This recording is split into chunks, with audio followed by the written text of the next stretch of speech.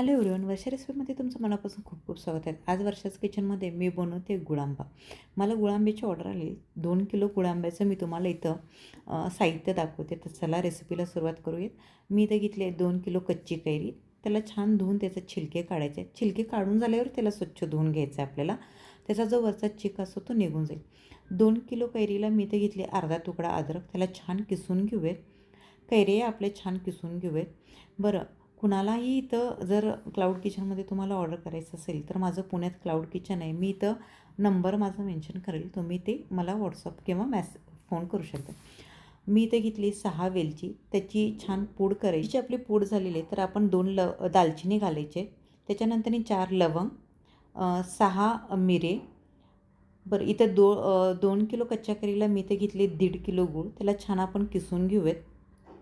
बरं, छान किसून झालं आहे आपलं गूळ, तर आपण आता त्याच्यात घालूयात.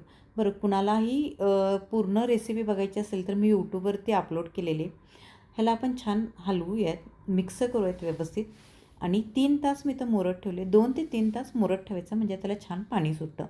बरं, ही रेसिपी कुणाला बघायची असेल तर यूट्यूबवरती पूर्ण रेसिपी आहे, तुम्ही बघू शकता. 1.5 मिनटात मी नाही पूर्ण करू शकत. छान पाणी आटू द्यायचं आहे, त्याच्यात चवीनुसार मीठ घालायचं आहे. त्याच्यात मी तांबडं तिखट टाकले. छान खट्टा मिठ्ठा टेस्ट येते, त्यामुळे त्याला छान असा टेस्ट येतो. आणि आपलं पूर्णपणे आटून गेलेलं आहे. गुळ आंबा आपला पूर्णपणे तयार झालेला आहे. तुम्हाला माझी रेसिपी कशी वाटली हे नक्की मला तुम्ही कमेंट्समध्ये सांगा.